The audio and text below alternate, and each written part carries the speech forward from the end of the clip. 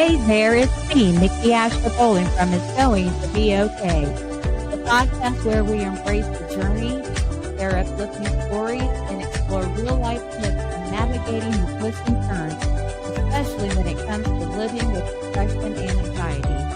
I'm here to remind you that there's a community of support cheering you on.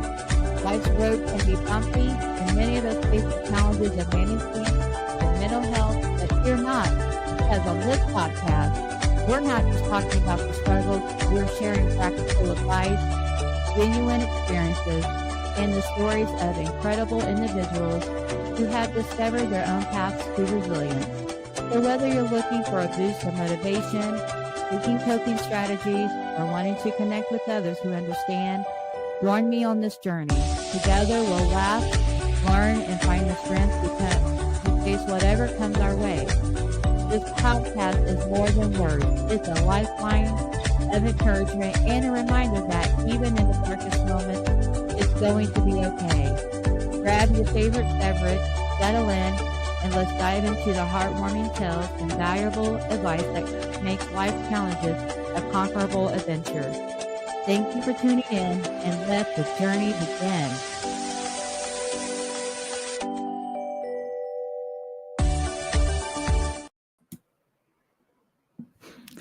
Hello, everybody.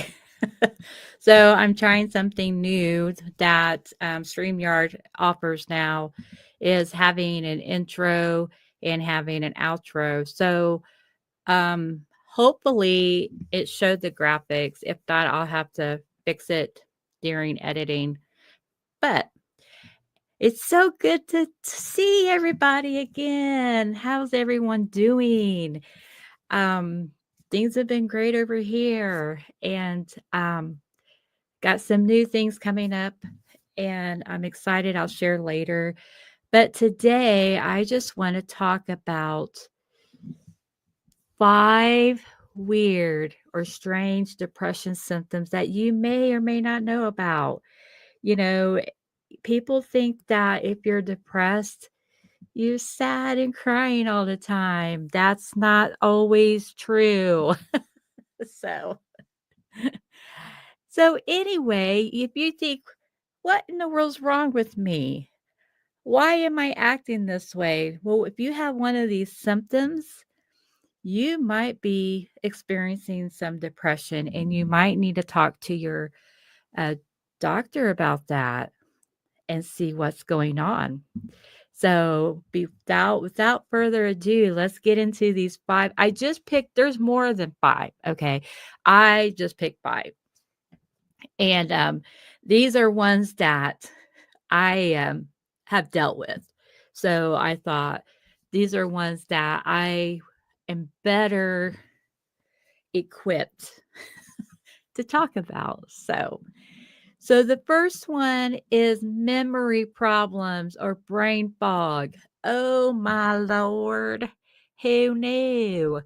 So I don't know if you've ever experiencing having trouble concentrating, remembering, or making decisions.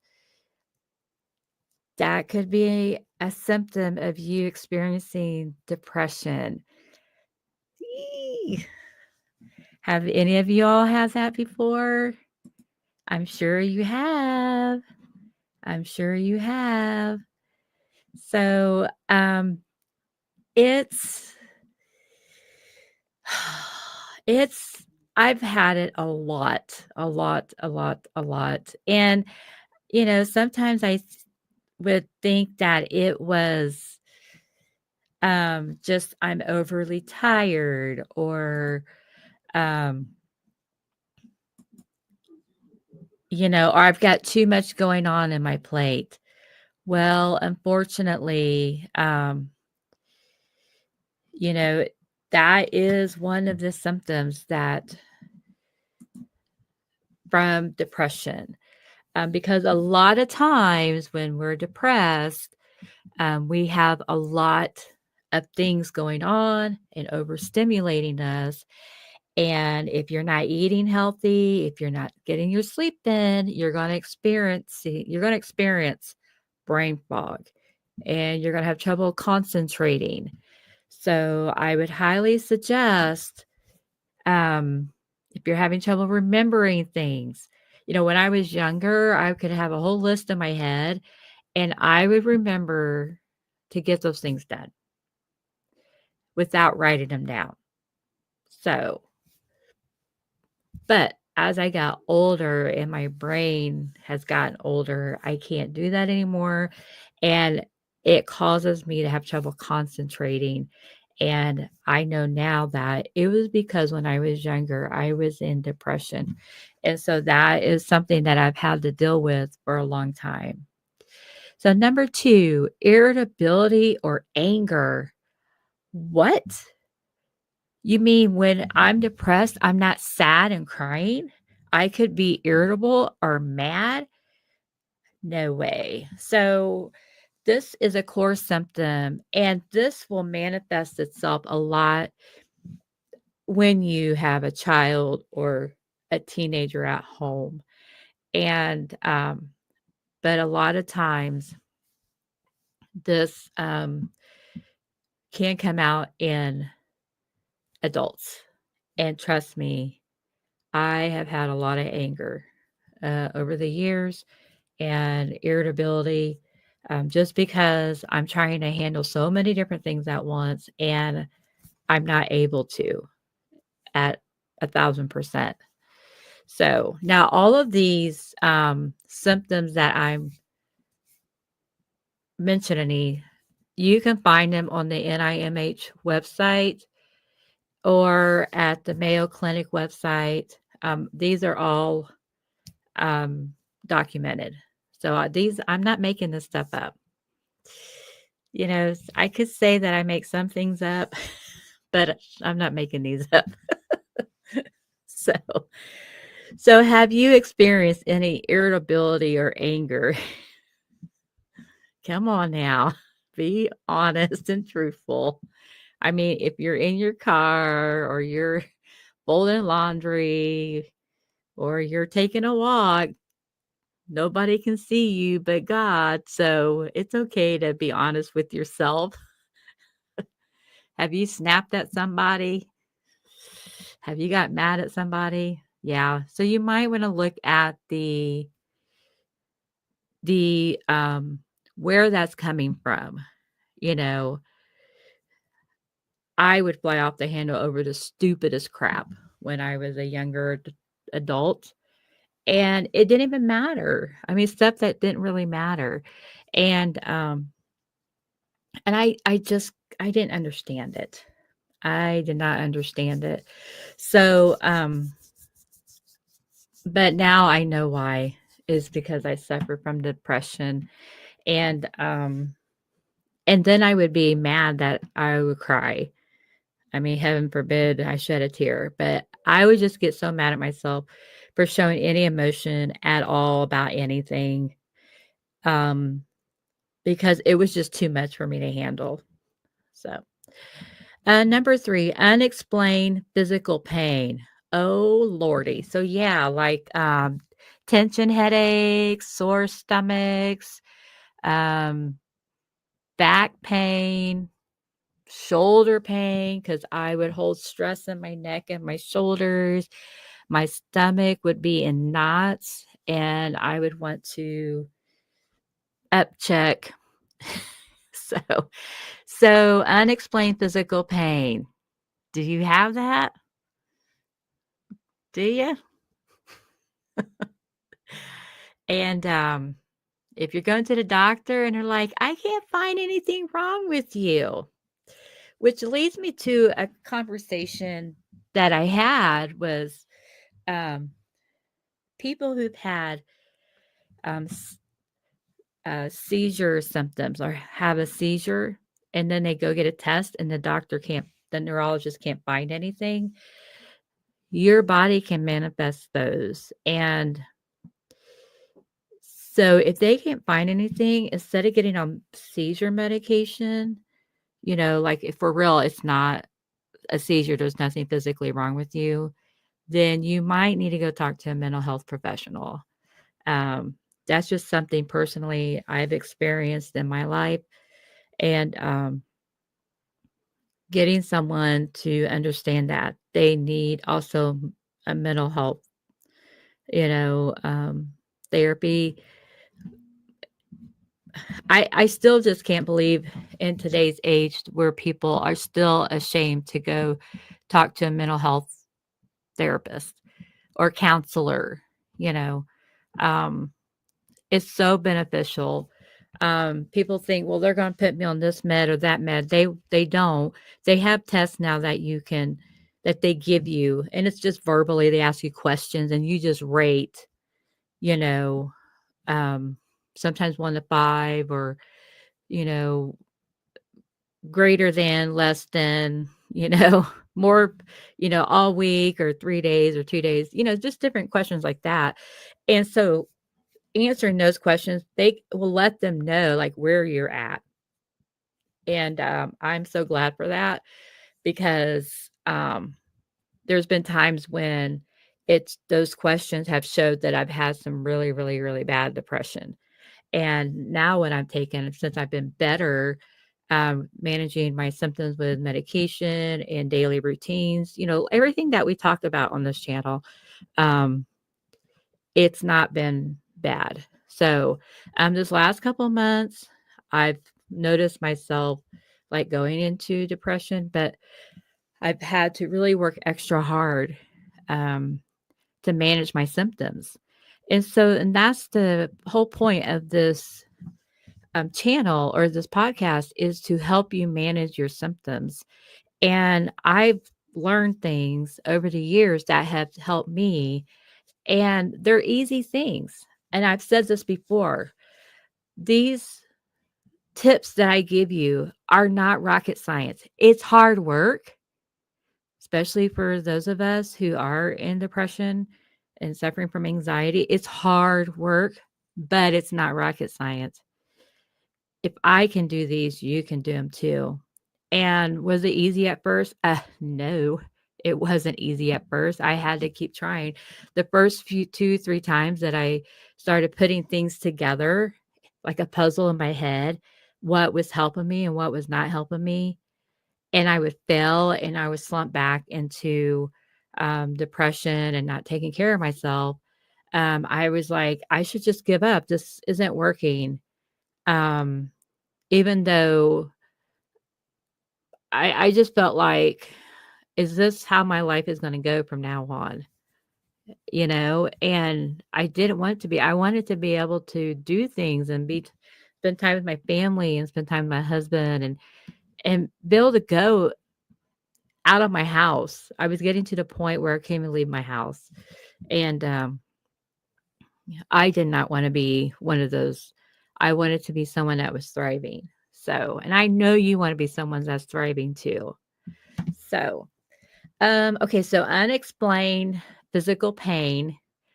Um, Both the Mayo Clinic and the NIMH includes aches or pains, headaches, cramps, or digestive problems without a clear physical cause as possible symptoms.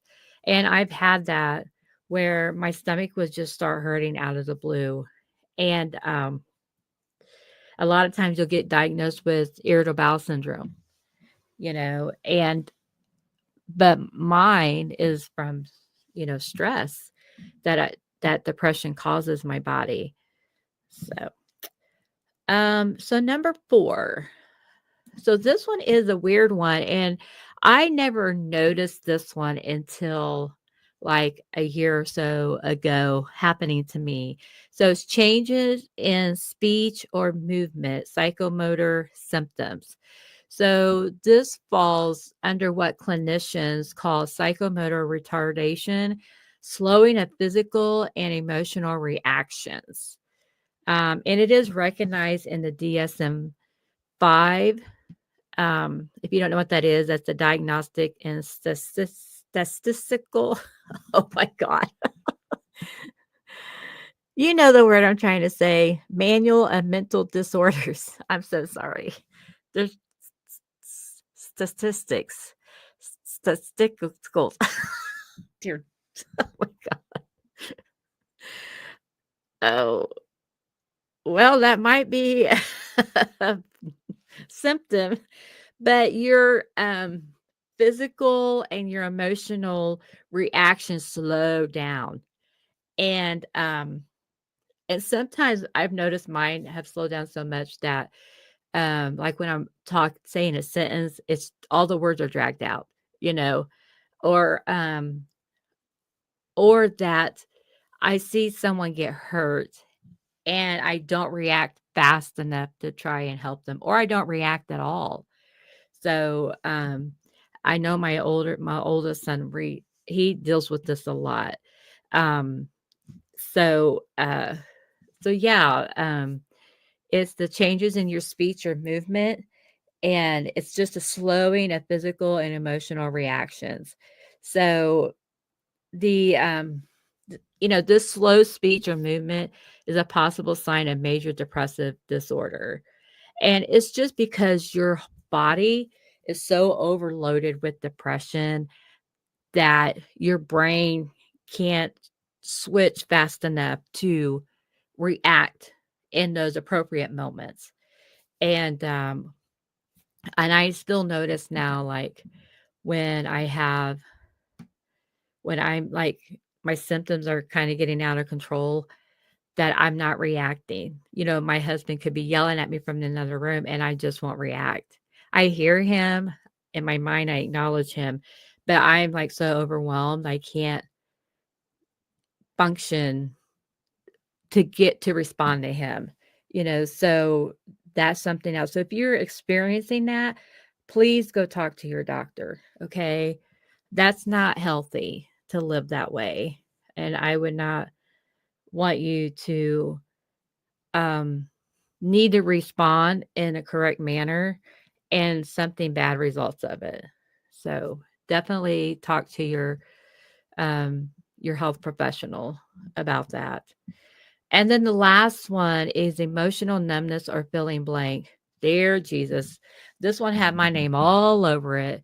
So while not always listed in symptoms checklist, many um, health professionals recognize that emotional numbness or detachment is part of depression. Like I do that a lot, and it's just because, like, kind of like number 4, my whole body is so overwhelmed with what's going on inside my head that I my body's like it tries to shut down.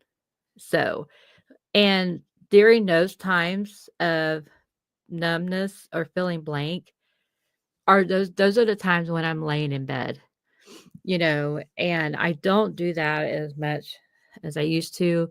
I did do it these past few weeks, just because I've been off work, but a few years ago, I would work, and this is when I worked from home, but I would get up and I would even put on clean clothes. I would go to work. As soon as I got done working, I would go sit on the couch. And then as soon as bedtime was, I would go lay in bed. And then on the weekends, I would lay in bed all day long.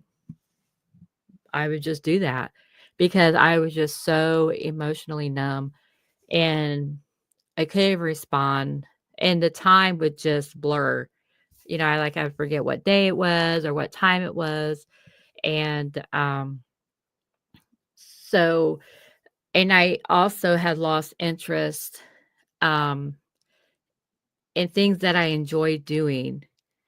And I didn't even want to go on holidays or do, Thanksgiving or Christmas with my family. I just wanted to stay home. And it was a lot. And I know if you're dealing with that symptom, feeling numbness or feeling blank, because don't even have the gumption to even care. And then you need to go talk to your health professional and get that, taken care of. Like I said in the past, they can give you that test of how you're feeling. And from there, they can gauge, and they may or may not give you anything for it, any prescriptions.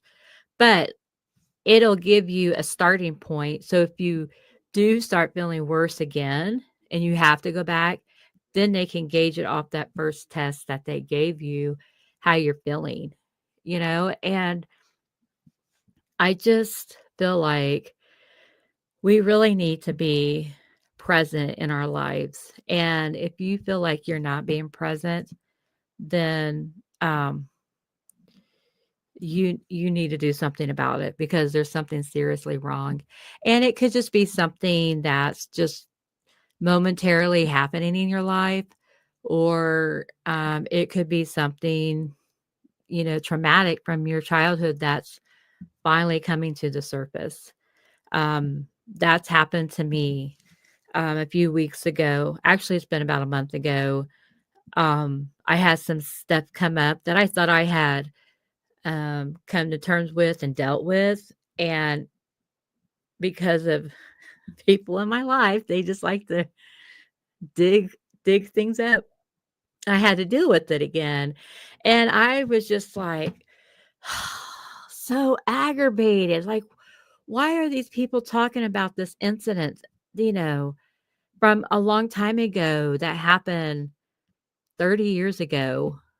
And I don't I don't want to deal with this. It's done and over with. It doesn't even matter anymore. But evidently it mattered to them because they had to keep talking about it. And so that is just something that I had to deal with again. And I find on that topic, I just finally I just prayed about it, and I feel like that helped me a lot, that I gave it over to a higher power because I couldn't deal with it. So, again, so if you are experiencing any of these symptoms, then I want to highly encourage you to um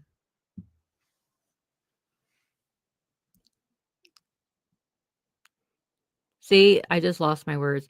I encourage you to talk to your health professional. Um, talk to someone you trust, or if you have any questions for me, feel free to ask me any questions. And I will just tell you what I know, what I've experienced.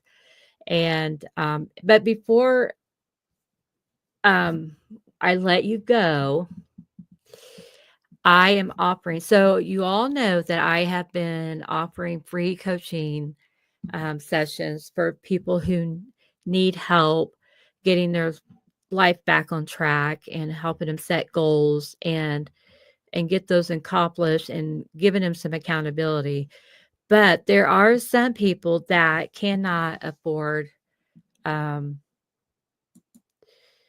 the coaching. So I am offering, let me get it out here so I can go over it with you. So as you know, on this podcast that we talk honestly about life's twists and turns and plot twists. And so over the years, I've been blessed to walk beside people as a coach, helping them rediscover calm, confidence, and purpose. But here's the thing. Some of the folks who most need the coaching are the very ones that cannot afford it, right? And so, and a lot of them, they just can't swing the fee right now. So I've been dealing with some people, who don't have a job, or they're just, a single parent juggling 3 jobs, or they're a recent grad that has student loan mountains, neighbors rebuilding after loss. They show up with courage. They're ready to do the work, yet finances slam the door in their face. So I don't want money to be what stops someone from learning the same resilience tools that we've explored on this show, tools that literally save lives. So I'm inviting you to partner with me. And so how would this sponsorship work? So you choose an amount, a one-time gift or a recurring monthly pledge. 100% of the donations goes to the coaching scholarship. It covers or supplements sessions for vetted clients who genuinely can't afford them. And then you'll get updates while preserving the client's confidentiality. You'll get updates about the impact that you're making. Think about anonymized stories, milestone emails, and maybe a shout out right here on the podcast if you like. And so, why is this so important? So, coaching bridges the gap between I'm stuck and I'm moving forward. As you know, I've had a coach for, I think I've had her for 5 years now. I can't believe it's been that long. And I have accomplished so many things in that time of getting things completed, reaching goals. She's helped me with personal health. She's helped me with my home. She's helped me with my jobs, goals at my jobs that I'm trying to reach, goals in my personal life that I'm trying to reach, and even goals that I try to reach with my marriage. So I just set these goals and she works with me one-on-one on anything. So evidence shows that a guided goal setting and accountability boosts mental health outcomes and workplace success. So your sponsorship multiplies hope. Each client touches families, workplaces, and communities. So anytime that you help someone get coaching, their coaching that they are needing, it not only helps them, but they are able to help their families, their communities, and so on and so forth. So on how to give. So what you can do is just reach out to me on Facebook at It's Going to Be Okay. That's my page. Just DM me. Or you can email me at Nicky Asher-Bowling coaching at gmail.com. So every dollar matters. And I know that you've benefited from this podcast, or you just believe, like I do, that everyone deserves a shot at growth. So partner with me to keep that door wide open. So again, email me at Nicky Asher-Bowling coaching at gmail.com, or message me on my Facebook page. It's Going to Be Okay. Together, we can remind more people that it's going to be okay and equip them with the tools to make it so. So I just want to thank you for listening. Thank you in advance for giving. And as always, keep going because we're in this together. People think, why is your podcast called It's Going to Be Okay? Because I always try to be positive. I may in the moment be going through something horrible, but I know that soon things are going to get better. They are going to get tremendously better. So that's why I named it that, because we've got to have hope that our life isn't just going to suck all the time. I mean, like, really, I hope it doesn't suck all the time. So if you're interested in helping me with that, I would greatly appreciate it. And without further ado, you guys have a wonderful evening, and I will talk to you later. Thanks so much for listening to It's Going to Be Okay. If today's episode resonated with you, please share it with someone who might need a little encouragement. And if you haven't already, hit follow or subscribe so you don't miss future episodes. And hey, if you're looking for support, I'm currently offering free coaching sessions. Just email me at Nicky Asher-Bowling coaching at gmail.com or message me on Facebook at the It's Going to Be Okay page. Remember, whatever you're going through, you're not alone. Take a deep breath. It's going to be okay.